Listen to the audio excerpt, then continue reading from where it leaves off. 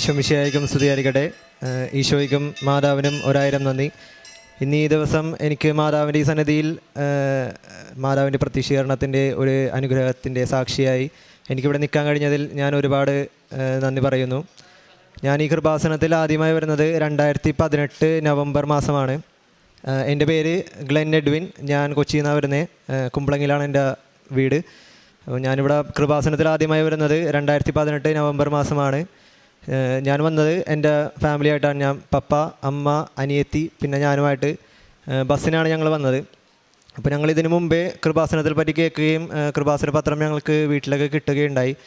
അപ്പോൾ അമ്മയും പപ്പയും പറയുമായിരുന്നു, നമ്മൾക്ക് കൃപാസനത്തിൽ ഒരു ദിവസം പോവാം, അവിടെ പോയി പ്രാർത്ഥിക്കാം, മാതാവിൻ്റെ സാന്നിധ്യമുള്ള ഒരു സ്ഥലമാണ്, അപ്പോൾ നമുക്ക് അവിടെ പോയി പ്രാർത്ഥിക്കാമെന്ന് രണ്ടുപേരും ഞങ്ങളോട് പറയുമായിരുന്നു. അപ്പോൾ ഞങ്ങളങ്ങനെ നവംബർ മാസം വരാമെന്ന് തീരുമാനിച്ചു. പക്ഷേ ഞങ്ങൾക്ക് കൃപാസനം കറക്റ്റായിട്ട് എവിടെയാണെന്ന് അറിയില്ലായിരുന്നു. കലവൂരാണ് സ്ഥലം. കാരണം പത്രത്തിൽ കൃപാസനം കലവൂർ എന്ന് ഇട്ടിട്ടുണ്ടായി. അപ്പോൾ കലവൂരാണ് സ്ഥലമെന്ന് പറഞ്ഞ് അങ്ങനെ ഞങ്ങൾ ബസ്സിൽ കയറി കലവൂരെന്ന് പറഞ്ഞിട്ട് ബസ് സ്റ്റോപ്പിൽ പേര് പറഞ്ഞ് ഞങ്ങളിങ്ങനെ ടിക്കറ്റ് എടുത്തായിരുന്നു. അപ്പോൾ ഞങ്ങൾ കണ്ടക്ടറിൻ്റെ അടുത്ത് പറഞ്ഞു, ചേട്ടാ കൃപാസനം പോകുമ്പോൾ ഒന്ന് പറയാനായിട്ടാന്ന് പറഞ്ഞു. അപ്പോൾ കണ്ടക്ടറും ഡ്രൈവറും ആണെങ്കിൽ ആ സമയത്ത് രണ്ടുപേരും പുതിയതായിട്ട് ജോയിൻ ചെയ്തായിരുന്നു ഈ റൂട്ടിലേക്ക്. അപ്പോൾ അവർക്ക് ആ കറക്റ്റായിട്ട് കൃപാസനം അറിയില്ലായിരുന്നു. അപ്പോൾ ഞങ്ങളുടെ അടുത്ത് പറഞ്ഞാൽ ഗൂഗിൾ മാപ്പ് ഇട്ടേക്ക്, അപ്പോൾ മാപ്പിൽ കാണിക്കുമ്പോൾ നിങ്ങൾ പറഞ്ഞാൽ മതി, ഞങ്ങൾ നിർത്തി തരാമെന്ന് പറഞ്ഞു. പക്ഷേ കൃപാസനം എന്ന് പറഞ്ഞൊരു സ്റ്റോപ്പ് ആ സമയത്ത് ഇല്ലായിരുന്നു. കലവൂർ ഇറങ്ങിയിട്ട് ഇങ്ങോട്ട് വന്നാൽ മതി എന്നാണ് എല്ലാവരും പറഞ്ഞത്. അങ്ങനെ ഞങ്ങൾ ബസ്സിൽ കയറിയിരുന്നു. ഞാൻ ഗൂഗിൾ മാപ്പ് ഇട്ടേച്ചു. അതിൽ 2 മിനിറ്റ് ഉള്ളപ്പോൾ ഒരു നോട്ടിഫിക്കേഷൻ വന്നു. ഗൂഗിൾ മാപ്പ് തന്നെ ഓഫായി പോയി. ബട്ട് 2 മിനിറ്റ് ഇരുന്നപ്പോൾ നോട്ടിഫിക്കേഷൻ വന്നു. ഞാനിപ്പോൾ ആ നോട്ടിഫിക്കേഷൻ എടുത്ത് നോക്കിയപ്പോൾ പപ്പയുടെ അടുത്ത് പറഞ്ഞു, പപ്പ 2 മിനിറ്റുകൾ നമുക്ക് ഇറങ്ങാം, സ്ഥലമായി എന്ന് തോന്നുന്നു. പപ്പ സീറ്റിലിരിക്കണമായിരുന്നു. പപ്പ എന്നിട്ട് എഴുന്നേറ്റ് ബസ്സിൻ്റെ കമ്പിയിൽ പിടിക്കാൻ വേണ്ടി എഴുന്നേറ്റപ്പോഴേക്കും കമ്പിയിൽ പിടിച്ചപ്പോൾ ആ സമയത്ത് ഒരുമിച്ച് ബസ്സിൻ്റെ ബെല്ലടിക്കുക ഒരു സംഭവം ഉണ്ടായി. കൈ കയറി കമ്പിയിൽ പിടിച്ചപ്പോഴേക്കും ബെല്ലാണ് ഫസ്റ്റ് അടിച്ചത്. ബസ് പെട്ടെന്ന് നിർത്തി തന്നു. അപ്പോൾ ഞങ്ങൾ ഓർത്ത് ഇവിടെ ഇറങ്ങാൻ ബസ് സ്റ്റോപ്പായി, അപ്പോൾ ഇവിടെ ഇറക്കി വിടും, എന്നിട്ട് ഈ കൃപാസനത്തിൽ പോകാമെന്നുള്ള ഇതായിരുന്നു. ഞാനായിരുന്നു ഫസ്റ്റ് ഇറങ്ങിയത്. ഞാൻ ബസ്സിൽ നിന്ന് ഇറങ്ങി നേരെ നോക്കിയപ്പോൾ തന്നെ കൃപാസനം ഗേറ്റിൻ്റെ ഫ്രണ്ടിൽ. അപ്പോൾ ആ സമയത്ത് ഭയങ്കര മരങ്ങളായിരുന്നു. മരത്തിൻ്റെ ഇടയിൽ കൂടെ കൃപാസനം ഒന്നും കാണില്ലായിരുന്നു. ബട്ട് ഒരു പച്ച കളറിൽ മോണിറ്ററിൽ കൃപാസനം എന്ന് പറഞ്ഞിട്ട് എഴുതി കാണിക്കുന്നുണ്ട്. അപ്പോൾ ഞാൻ പപ്പയുടെ അടുത്ത് പറഞ്ഞു, പപ്പ അതേ കൃപാസനം എത്തി, നമ്മുടെ കറക്റ്റ് സ്പോട്ടിൽ തന്നെ ഇറങ്ങിയിട്ടുണ്ട്. അപ്പോൾ അതൊരു വലിയ സംഭവമായിരുന്നു. അപ്പോൾ ഞങ്ങൾ ജസ്റ്റ് ഇവിടെ വന്ന് പ്രാർത്ഥിക്കുക, അന്നൊരു ദിവസം ഇവിടെ വന്ന് മാതാവിൻ്റെ അടുത്ത് വന്ന് കൊന്തയിൽ പോവുക എന്നുള്ളൊരു പ്ലാനിലായിരുന്നു ഞങ്ങൾ 4 പേരും കൂടെ വന്നത്. പക്ഷേ ആ ഒരു സംഭവത്തിൽ അമ്മ ഞങ്ങളോട് പറഞ്ഞു, എന്തായാലും കൃപാസനത്തിൽ അമ്മ ഞങ്ങളെ ഇവിടെ എത്തിച്ചത് ശരിക്കൊരു ദൈവാനുഗ്രഹമാണ്.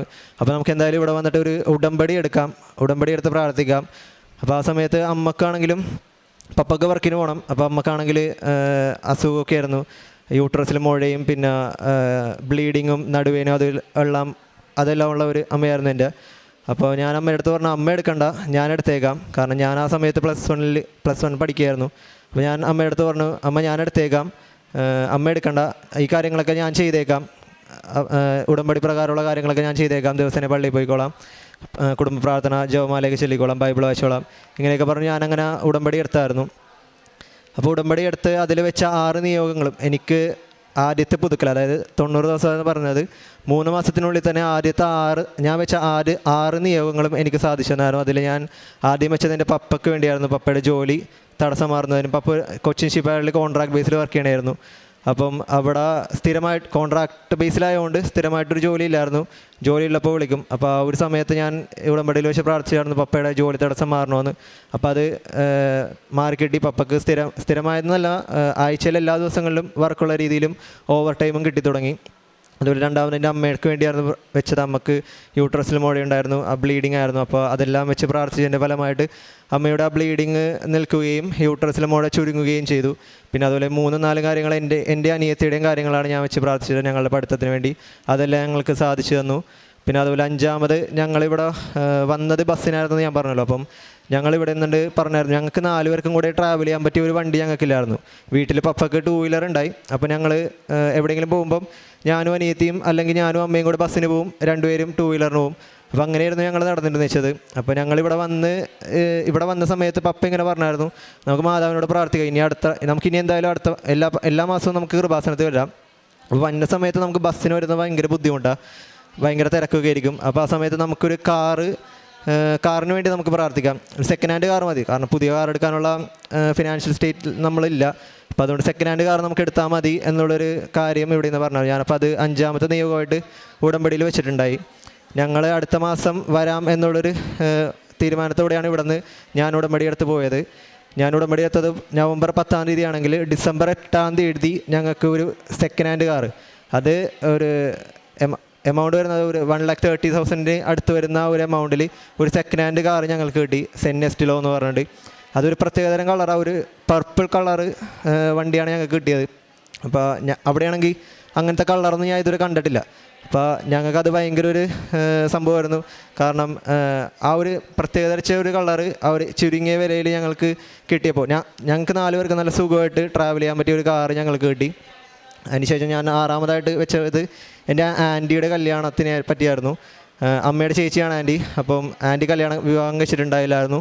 അപ്പം ആ കാര്യം ഞാൻ ഉടമ്പടി വെച്ച് പ്രാർത്ഥിച്ചതിൻ്റെ ഫലമായി 2019 ജൂലൈ മാസം ആൻറ്റിയുടെ വിവാഹം നടക്കുകയും ചെയ്തു.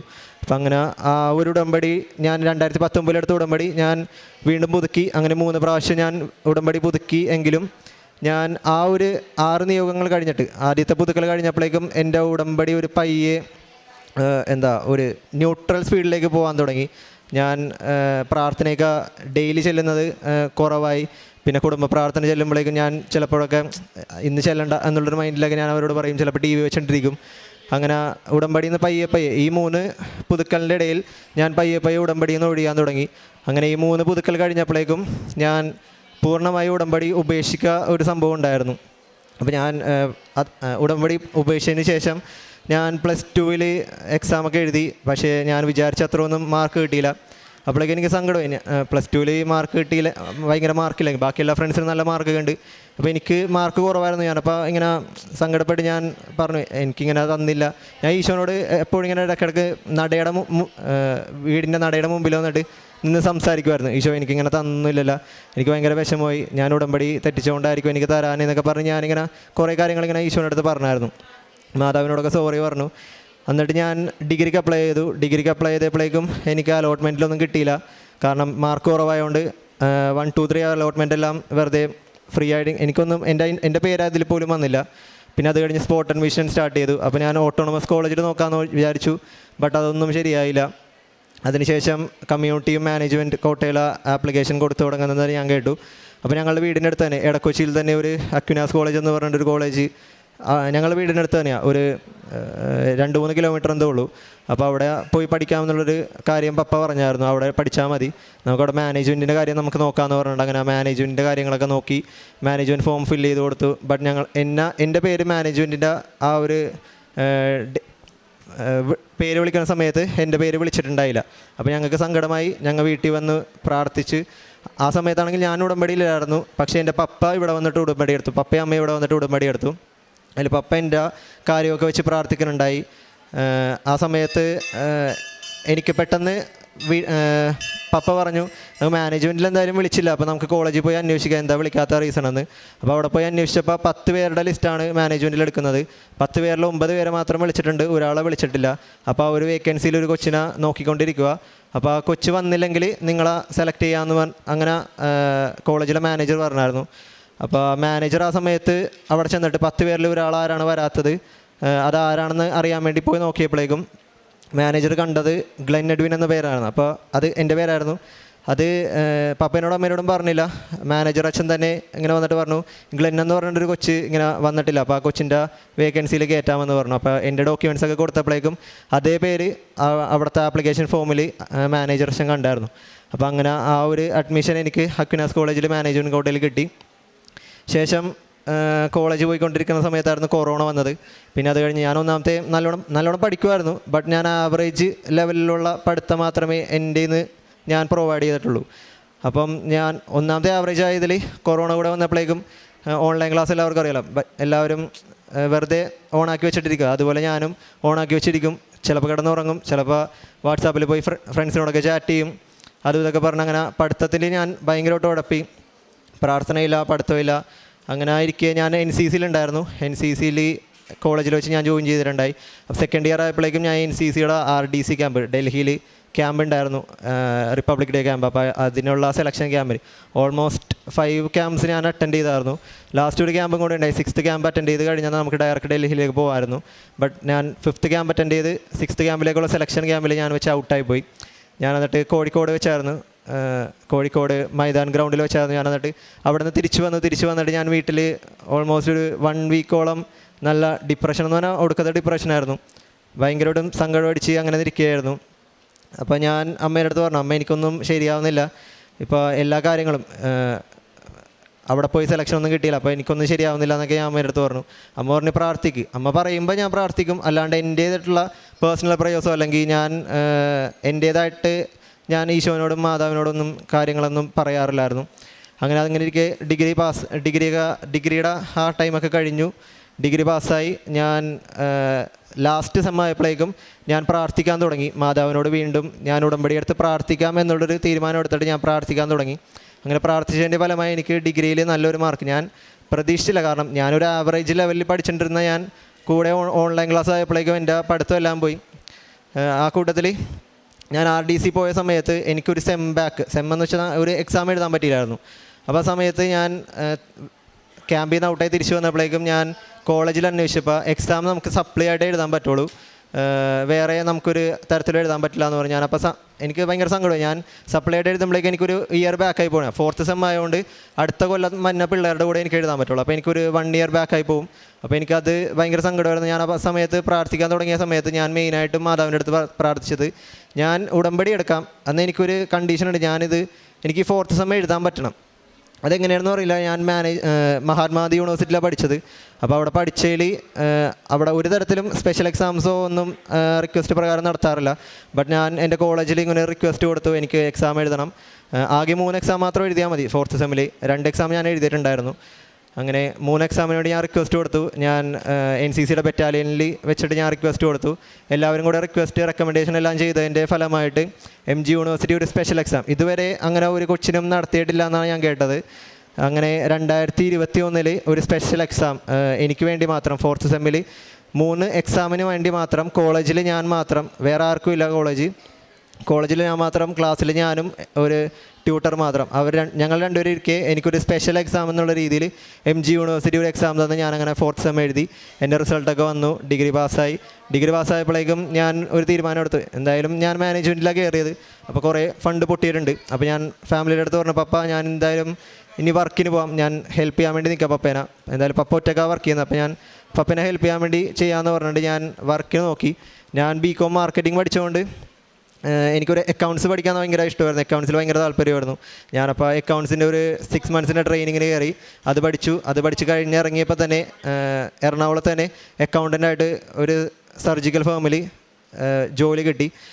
അവിടെ ഞാൻ ഒരു 8 മാസം വർക്ക് ചെയ്തു. അതിനുശേഷം എനിക്ക് വേറെ ഒരു സ്ഥലത്തേക്ക് പോകണം, അല്ലേ, വേറൊരു അക്കൗണ്ടൻറ്റ് മാത്രം നിന്നിട്ട് കാര്യമില്ല, അത് ജസ്റ്റ് ഒരു ബേസിക് ഫീൽഡാണ്. അപ്പോൾ വേറൊരു പോസ്റ്റിലേക്ക് പോകണമെന്നുള്ള രീതിയിൽ ഞാൻ വേറെ പോസ്റ്റ് അന്വേഷിക്കൊണ്ടിരിക്കേണ്ടായിരുന്നു.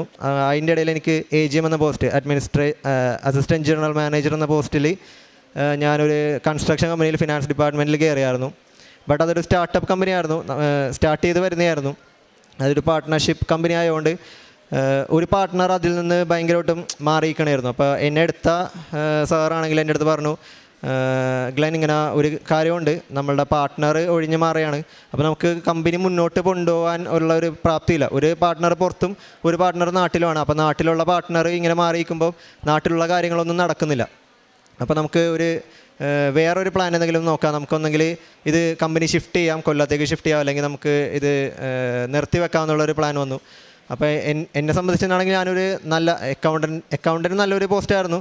അത് വിട്ട് AGM എന്നുള്ളൊരു ഹൈ പോസ്റ്റ് കണ്ടപ്പോൾ, തിളങ്ങുന്ന സംഭവം കണ്ടപ്പോഴേക്കും ഞാൻ അതിലേക്ക് ചാടി വീണതാണ്. AGM എന്നുള്ള പോസ്റ്റ് കണ്ടപ്പോഴേക്കും ഞാൻ അതിലേക്ക് പോയതാണ്. അപ്പോൾ എനിക്കതിൽ ചെന്നിട്ട് എനിക്ക് നല്ല രീതിയിലൊന്നും നിൽക്കാൻ പറ്റിയില്ല. മാക്സിമം 5 മാസമേ ഞാനവിടെ വർക്ക് ചെയ്തുള്ളൂ. അപ്പോൾ എനിക്ക് ഭയങ്കര സങ്കടമായി. ഞാൻ എന്നിട്ട് മാതാവിനോട് പ്രാർത്ഥിച്ച് പറഞ്ഞു, ഞാൻ ഉറപ്പ് പറഞ്ഞതായിരുന്നു ഉടമ്പടി എടുക്കാമെന്ന്. എക്സാം എഴുതാൻ പറ്റി, ഡിഗ്രി പാസ്സായി. അപ്പോൾ ഞാൻ മാതാവിൻ്റെ അടുത്ത് പറഞ്ഞു, ഞാൻ ഇനി ആ വാക്ക് തെറ്റിക്കുന്നില്ല. ഞാനങ്ങനെ ജനുവരി 2024 ഇവിടെ വന്നിട്ട് ഉടമ്പടി എടുത്തു. 2018 ആദ്യത്തെ ഉടമ്പടി എടുത്തത്. അതിനുശേഷം 6 കൊല്ലം കഴിഞ്ഞിട്ടാണ് പിന്നീട് ഞാനിവിടെ വന്നിട്ട് ഉടമ്പടി എടുക്കുന്നത്. 2024 ജനുവരി 13 ഞാൻ ഇവിടെ വന്ന് ഉടമ്പടി എടുക്കുന്നത്. ഉടമ്പടി എടുത്തപ്പോൾ എൻ്റെ മൈൻഡിൽ ഫസ്റ്റ് വന്നത്, ഇനി വർക്ക് മതിയായി, ഞാൻ ടയേർഡായി, വർക്ക് മതിയായി, ഇനി ഈ വർക്കിന് പകരം നമുക്ക് ഒന്ന് പുറത്തേക്ക് പോയാലോ എന്നുള്ള ഇങ്ങനെ മൈൻഡിൽ ആരൊക്കെയോ ഇങ്ങനെ സംസാരിക്കണ പോലെ എബ്രോഡ് പഠിച്ചാലോ എന്നുള്ളൊരു മൈൻഡ് വന്നു.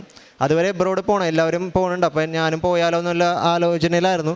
ബട്ട് എനിക്ക് ജനുവരി ആയപ്പോഴേക്കും എനിക്ക് ഇങ്ങനെ മൈൻഡിൽ വന്നു എബ്രോഡ് പോയി പഠിക്കാം. അങ്ങനെ എബ്രോഡ് പോയി പഠിക്കാമെന്നുള്ള രീതിയിൽ ഞാൻ ജനുവരി തൊട്ട് ഏജൻസികളെ അപ്രോച്ച് ചെയ്തു, ഏത് കൺട്രിയാണ് ബെറ്റർ എന്നൊക്കെ നോക്കി വന്നു. അപ്പോൾ എല്ലാവരും UK, കാനഡ, ജർമ്മനി, ന്യൂസിലാൻഡ് അങ്ങനെ കുറേ പോപ്പുലറായിട്ടുള്ള കൺട്രീസ് പറഞ്ഞു. അപ്പോൾ എനിക്കാണെങ്കിൽ ഫിനാൻഷ്യലി ഞാൻ സ്റ്റേബിൾ അല്ല, ഞങ്ങളുടെ ഫാമിലിക്ക് അങ്ങനെ ഭയങ്കര ഫണ്ട് സെറ്റ് ചെയ്യാനുള്ള കഴിവൊന്നുമില്ല. അപ്പോൾ ഞാനിങ്ങനെ പറഞ്ഞു, എനിക്ക് ആ ഒരു കൺട്രീസൊന്നും വേണ്ട, ചെറിയൊരു കൺട്രി. അപ്പോൾ ഞാൻ വലിയ സംഭവം കണ്ടിട്ടാണ് ഞാൻ അക്കൗണ്ടൻറ്റിൽ നിന്ന് AGM പോയത്. അപ്പോൾ എനിക്ക് ചെറിയൊരു കൺട്രി മതി, ഏതെങ്കിലും ഒരു ചെറിയ കൺട്രി എനിക്കൊന്ന് മനസ്സിൽ കൊണ്ടുപോകാനായിട്ടാന്ന് പറഞ്ഞു. അപ്പോൾ ഇങ്ങനെ ലാറ്റ്വിയ എന്ന് പറഞ്ഞൊരു കൺട്രി എൻ്റെ മൈൻഡിൽ വന്നായിരുന്നു. അപ്പോൾ അവിടേക്ക് കൊച്ചിയിൽ നിന്നാണെങ്കിലും പിള്ളേർ പോയിട്ടുണ്ട്. അപ്പോൾ അവരോടൊക്കെ ഞാൻ ചോദിച്ചു ലാറ്റ്വിയയിൽ എങ്ങനെയാണ്. അപ്പോൾ അവർ പറഞ്ഞു ചെറിയ കൺട്രിയാണ്, നമുക്ക് വർക്കൊക്കെ കൂടുതലൊന്നുമില്ല, നമുക്ക് ഡിഷ് വാഷറിൻ്റെ വർക്കായിരിക്കും പാർട്ട് ടൈമായിട്ട് നമുക്ക് വർക്ക് ചെയ്യാൻ പറ്റണത്, അപ്പോൾ കൂടുതൽ വർക്കിംഗ് ടൈമൊന്നും കിട്ടൂല. അപ്പോൾ ഞാൻ നോക്കിയപ്പോൾ അവിടെ ലിമിറ്റൊന്നുമില്ല വർക്ക് ചെയ്യണതിന്. അപ്പോൾ പിന്നെ അവിടെ ട്യൂഷൻ ഫീസ് വരുന്നത് ഏറ്റവും ലോവസ്റ്റ് കോസ്റ്റാണ് ലാറ്റ്വിയയിൽ വരുന്നത്. നമുക്ക് പുറത്ത് പോയി പഠിക്കാൻ പറ്റിയ ബെറ്റർ ഓപ്ഷൻ. ഒന്നാമത്തേത് യൂറോപ്പാണ്, ഷെങ്കൻ കൺട്രിയാണ്. അപ്പോൾ എനിക്ക് അങ്ങനത്തേക്ക് കണ്ടപ്പോഴേക്കും എനിക്കൊരു മൈൻഡ് വന്നു, ലാറ്റ്വിയയിൽ ഞാൻ പോയി പഠിക്കാം എന്നുള്ളൊരു വിചാരത്തിൽ ഞാൻ ഏപ്രിലിൽ ഒരു ഏജൻസിനെ അപ്രോച്ച് ചെയ്യുക. ഞാൻ ഏജൻസിനെ അപ്രോച്ച് ചെയ്യുന്നതിന് മുമ്പ് എനിക്ക് എൻ്റെ മൈൻഡിൽ തെളിഞ്ഞു വന്ന ഒരു പ്രാർത്ഥനയാണ് സ്വർഗസ്ഥനായ ഞങ്ങളുടെ പിതാവേ എന്നുള്ളൊരു പ്രാർത്ഥന. സ്വർഗസ്ഥനായ ഞങ്ങളുടെ പിതാവേ, അങ്ങയുടെ നാമം പൂജിതമാകണമേ, അങ്ങയുടെ രാജ്യം വരണമേ. ഇത്രയും വരുന്നുള്ളൂ. ഈ ഒരു 3 വാക്യങ്ങളാണ് എനിക്കെപ്പോഴും മൈൻഡിൽ വരുന്നത്. അപ്പോൾ ഞാൻ ഓർത്തു, എന്താണിങ്ങനെ സ്വർഗസ്ഥനായ ഞങ്ങളുടെ പിതാവേ എന്നുള്ള പ്രാർത്ഥന മാത്രം എനിക്ക് ചെല്ലാൻ പറ്റുന്നത്, ബാക്കി പ്രാർത്ഥനയിലും ഞാൻ മുടങ്ങിക്കളയും, പകുതി വെച്ച് നിർത്തിപ്പോവും. അപ്പോൾ എന്തുകൊണ്ടാണ് സ്വർഗസ്ഥനായ ഞങ്ങളുടെ പിതാവേ എന്നുള്ള പ്രാർത്ഥന വരാൻ മൈൻഡിൽ വന്നതെന്നിങ്ങനെ ആലോചിച്ചപ്പോഴേക്കും എനിക്ക് അത് റിലേറ്റഡ് ആയിട്ടുള്ള ഒരു ഏജൻസിയുടെ പേരാണ് എനിക്ക് തെളിഞ്ഞു വന്നത്. ഞാനപ്പോൾ ആ ഏജൻസിയിൽ പോയി എൻ്റെ രജിസ്റ്റർ ചെയ്തു, എൻ്റെ ആപ്ലിക്കേഷൻ മൂവ് ഓൺ ചെയ്തു. ഞാനപ്പോൾ ലാറ്റ്വിയയിൽ ടൂറിബ എന്ന യൂണിവേഴ്സിറ്റി സെലക്ട് ചെയ്ത് അവിടെ എൻ്റെ ആപ്ലിക്കേഷൻ ഞാൻ മൂവ് ഓൺ ചെയ്തായിരുന്നു.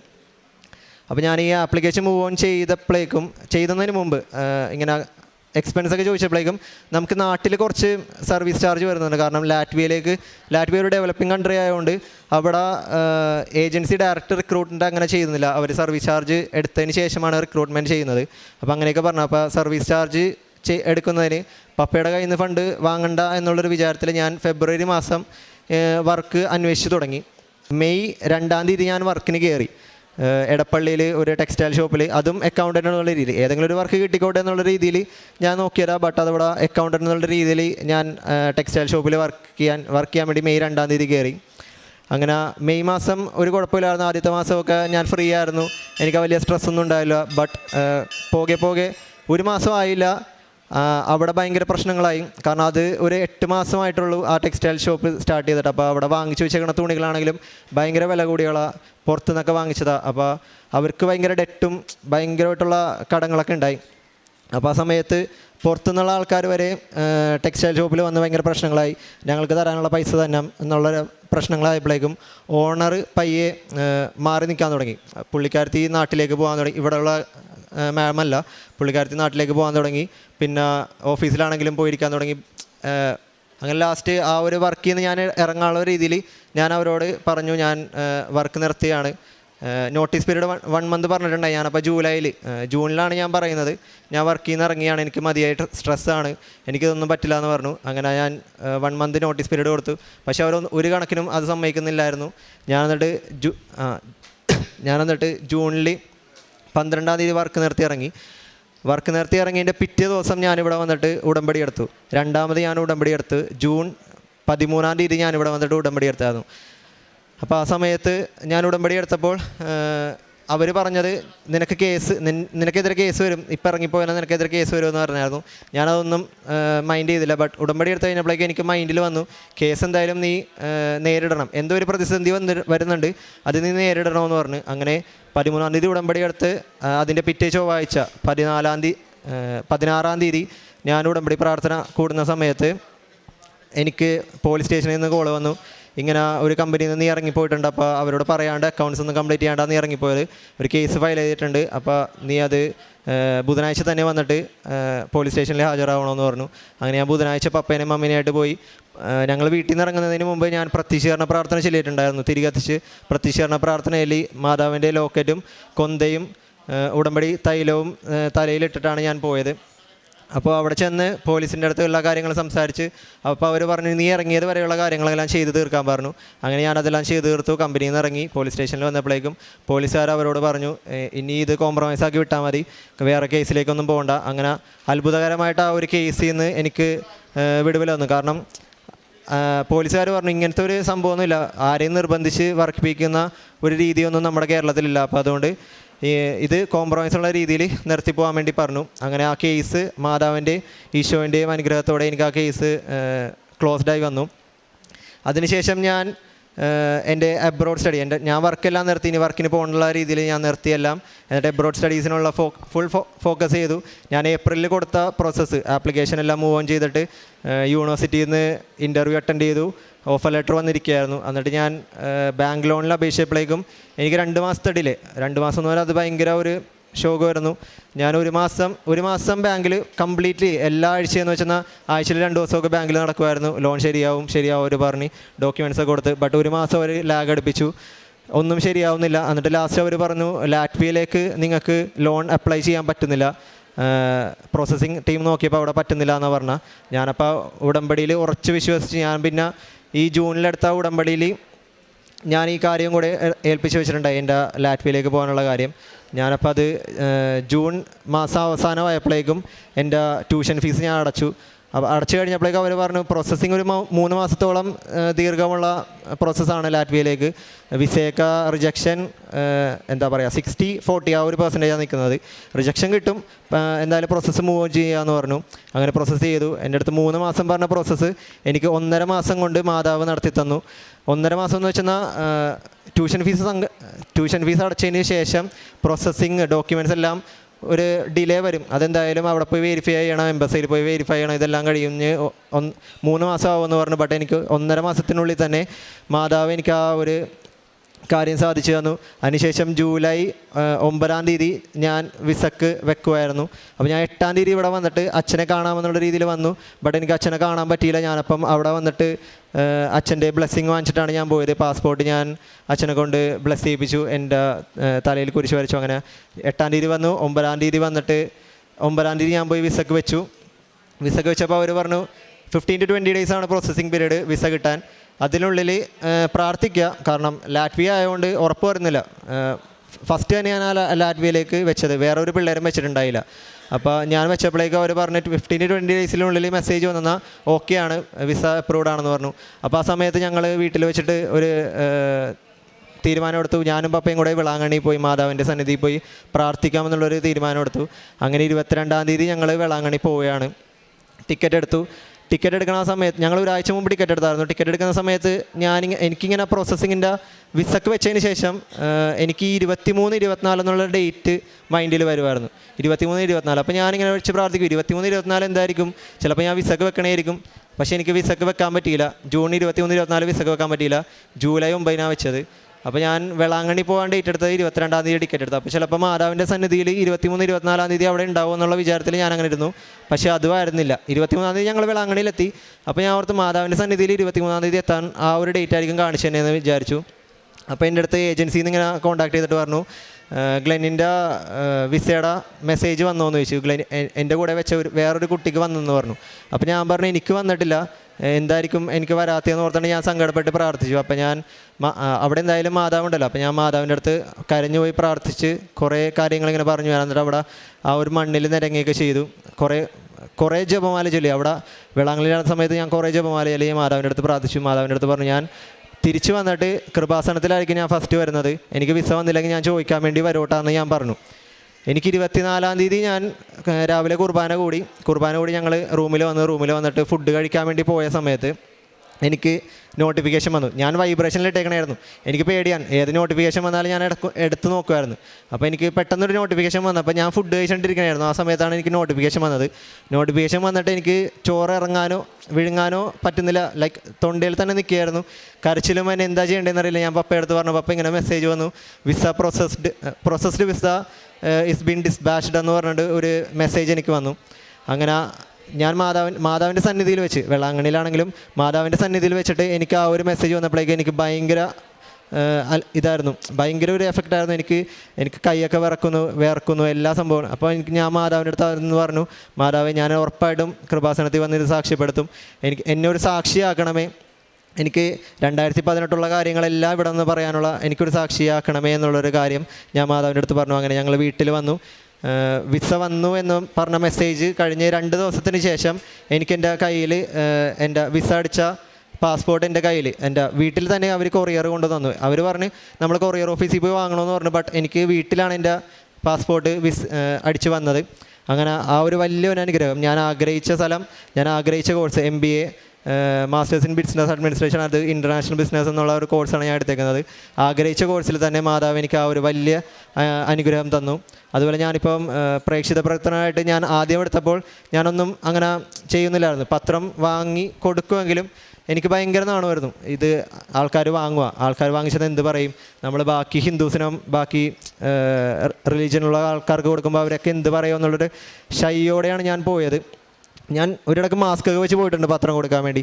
ഭയങ്കര നാണമായിരുന്നു. എന്നിട്ട് അതിനുശേഷം ഞാനിപ്പോൾ 13-ാം തീയതി ജൂൺ 13-ാം തീയതി എടുത്ത ഉടമ്പടിക്ക് ശേഷം ഞാൻ പത്രം കൊടുക്കുന്നത് ഭയങ്കര ഹാപ്പി ആയിട്ടാണ്. കാരണം എനിക്ക് കിട്ടിയ അനുഗ്രഹം ഞാൻ ബാക്കിയുള്ളവരുടെ അടുത്ത് പറഞ്ഞുകൊണ്ടാണ്. ഇങ്ങനെ കൃപാസനം വരിക, നിങ്ങൾ ഭയങ്കര ഹാപ്പി ആയിരിക്കും, എല്ലാ കാര്യങ്ങളും സാധിച്ചു കിട്ടും. അമ്മ മാതാവ് വഴി ഈശോ ഓരോ കാര്യങ്ങളും ഇങ്ങനെ പറഞ്ഞ് ഏൽപ്പിച്ച് കൊടുത്തിട്ടുണ്ട്. ആ കാര്യങ്ങളെല്ലാം നമുക്ക് കിട്ടും എന്നുള്ള രീതിയിൽ ഞാൻ പത്രം കൊടുക്കുമ്പോഴും എല്ലാവരുടെ അടുത്തും പറഞ്ഞ് പത്രം കൊടുക്കുകയായിരുന്നു. പിന്നെ പ്രേക്ഷിത പ്രവർത്തനം കൂടുതലൊന്നും ചെയ്യാൻ എനിക്ക് അറിയില്ലായിരുന്നു സത്യം പറഞ്ഞാൽ. ഫുഡ് കൊടുക്കുന്ന കാര്യത്തിലാണെങ്കിലും ഞാനങ്ങനെ ഫുഡൊന്നും ആൾക്കാർക്കൊന്നും കൊടുത്തിട്ടില്ല. ബട്ട് ഞാൻ ഈശോനോട് പ്രാർത്ഥിക്കുമായിരുന്നു. പള്ളിയിൽ പോക്കെല്ലാം എനിക്ക് ഈ ഇടയായിട്ട് ഭയങ്കരമായിട്ടും കൂടി. ജൂൺ തൊട്ട് ഞാൻ എല്ലാ ദിവസവും മുടങ്ങാണ്ട് പള്ളിയിൽ പോകും. പള്ളിയിൽ പോയില്ലെങ്കിൽ എനിക്ക് ഭയങ്കര അസ്വസ്ഥതയായിരിക്കും. രാവിലെ 5:30 എന്ന് പറയുമ്പോൾ 5:15 തന്നെ ഞാൻ എണീറ്റ് ഫ്രഷായി പ്രത്യക്ഷീകരണ പ്രാർത്ഥന ചൊല്ലി തുടങ്ങി. ജപമാല ചൊല്ലും, പേഴ്സണൽ പ്രയേഴ്സ് പോലും. ഉച്ചക്ക് വീട്ടിൽ ഇരുന്നുണ്ട് ഈശോൻ്റെ കരുണക്കൊന്ത ചൊല്ലും. അങ്ങനെ കുറേ പേഴ്സണൽ പ്രയേഴ്സൊക്കെ ഞാൻ ചെല്ലാൻ തുടങ്ങി. ഭയങ്കര മാറ്റമാണ് എനിക്ക് വന്നത്. ഇപ്പോൾ ഞാൻ ലാറ്റ്വിയയിലേക്ക് പോകാൻ വേണ്ടി ഇരിക്കുക.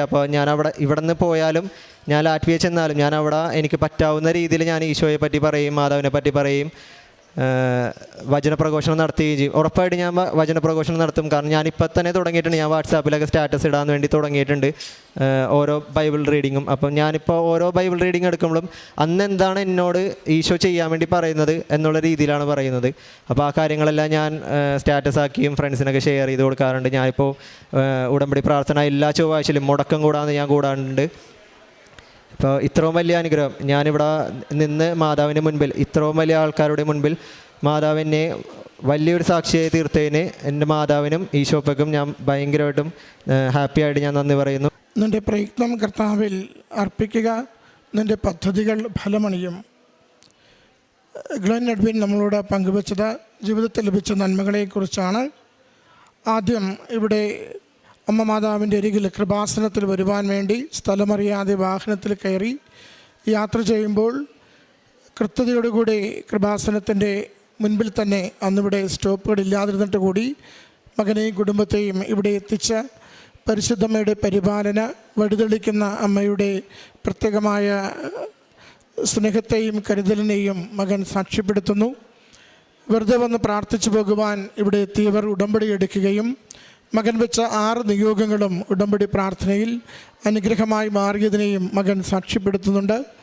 വളരെ സവിശേഷമായ വിധം ഡിഗ്രി പഠനകാലത്ത് അഡ്മിഷനൊന്നും ലഭിക്കാതെ ഏറെ ക്ലേശിച്ച് നടക്കുകയും അമ്മയിൽ ആശ്രയിച്ച് പ്രാർത്ഥിക്കുകയും ചെയ്തപ്പോൾ അവശേഷിച്ചിരുന്ന ഏക സീറ്റ് അത്ഭുതകരമായി മകന് ലഭിച്ചതിനെക്കുറിച്ച് മകൻ സൂചിപ്പിച്ചു. അതോടൊപ്പം അവസാനം വിദേശത്ത് പോകുവാൻ ആഗ്രഹിച്ച് അതിൻ്റെ പരിശ്രമങ്ങൾ നടത്തിക്കൊണ്ടിരുന്നപ്പോൾ അത് ലാറ്റ്വിയ എന്നൊരു രാജ്യത്തെക്കുറിച്ച് മകന് പ്രചോദനം വരികയും അമ്മയിൽ ആശ്രയിച്ച് പ്രാർത്ഥിച്ച് അത് നിയോഗം സമർപ്പിക്കുമ്പോൾ ചുരുങ്ങിയ ദിവസങ്ങൾ കൊണ്ട് തന്നെ വലിയ പണച്ചെലവില്ലാതെ അവിടെ പോകുവാനുള്ള പ്രോസസ്സ് പൂർത്തിയാവുകയും വിസ ലഭിക്കുകയും ചെയ്യുന്നു. പരിശുദ്ധ അമ്മ മാതാവ് ഹൃദയത്തിൻ്റെ നൊമ്പരങ്ങൾ അറിയുന്നു, ജീവിതത്തിൻ്റെ ആഗ്രഹങ്ങളെ കാണുന്നു. ഉടമ്പടിയിൽ നാം വിശ്വസ്തയോടെ ജീവിക്കുമ്പോൾ എപ്പോഴും ആ ഉടമ്പടിയുടെ ഫലം നമുക്ക് നൽകുവാനായിട്ട് എപ്പോഴും അമ്മ കൂടെ വരികയും ചെയ്യുന്നു. മകൻ പറയുന്നുണ്ട്, ഉടമ്പടി ഈ അടുത്ത കാലത്തെടുത്ത ജൂൺ മുതൽ ദിവ്യബലിയിൽ പങ്കുചേരുന്നതിന്, ജപമാല പ്രാർത്ഥിക്കുന്നതിന്, കാരുണ്യ പ്രവൃത്തികൾ ചെയ്യുന്നതിന്, കൃപാസനം പത്രം ദൈവത്തെ അറിയിക്കുന്നതിന്, സാക്ഷ്യപ്പെടുത്തുന്നതിന്, എല്ലാവർക്കും വിതരണം ചെയ്യുന്നതിന് എനിക്ക് വലിയ സന്തോഷവും അഭിമാനവും, എവിടെ ചെന്നാലും ദൈവനാമം മഹത്വപ്പെടുത്തുന്നതിന് എന്നെ തന്നെ ഞാൻ തയ്യാറാക്കുകയും കൊടുക്കുകയും ചെയ്യുമെന്ന്. ദൈവത്തിന് മുമ്പിൽ നാം പുലർത്തുന്ന വിശ്വസ്തതയാണ്, ദൈവസന്നിധിയിൽ എളിമപ്പെട്ടുകൊണ്ട് നാം കൊടുക്കുന്ന വാഗ്ദാനവും വാക്കുമാണ് വിശ്വസ്തതയുള്ള ജീവിതത്തിന് ദൈവം നൽകുന്ന പ്രതിഫലമാണ് പരിശുദ്ധ അമ്മയിലൂടെയുള്ള ഓരോ ജീവിതാനുഗ്രഹവും. ആ അനുഗ്രഹത്തെയാണ് മകനിവിടെ സാക്ഷ്യപ്പെടുത്തുന്നത്. നേർച്ചവസ്തുക്കൾ ഉപയോഗിക്കുന്നതിലൂടെയും തൈലം പൂശി പ്രാർത്ഥിക്കുന്നതിലൂടെയും പ്രത്യക്ഷീകരണ പ്രാർത്ഥന അതിൻ്റെ യഥാർത്ഥ സമയത്ത് രാവിലെ 5:30 തുടർച്ചയായി ചൊല്ലുവാൻ സ്ഥിരത കാട്ടുന്നതിലൂടെയും നമ്മൾ എത്രയൊക്കെ നമ്മളെ തന്നെ എളിമപ്പെടുത്തി അമ്മയുടെ സമയത്തിലേക്ക് നമ്മുടെ ജീവിതത്തെ സമർപ്പിക്കുന്നുവോ, അമ്മ മാതാവ് നമ്മുടെ ജീവിതത്തിൻ്റെ ആവശ്യങ്ങളിൽ വലിയ കൂട്ടം സഹായവുമായി കൂടെ ഉണ്ടാകുമെന്ന് മകൻ സാക്ഷ്യപ്പെടുത്തുന്നു.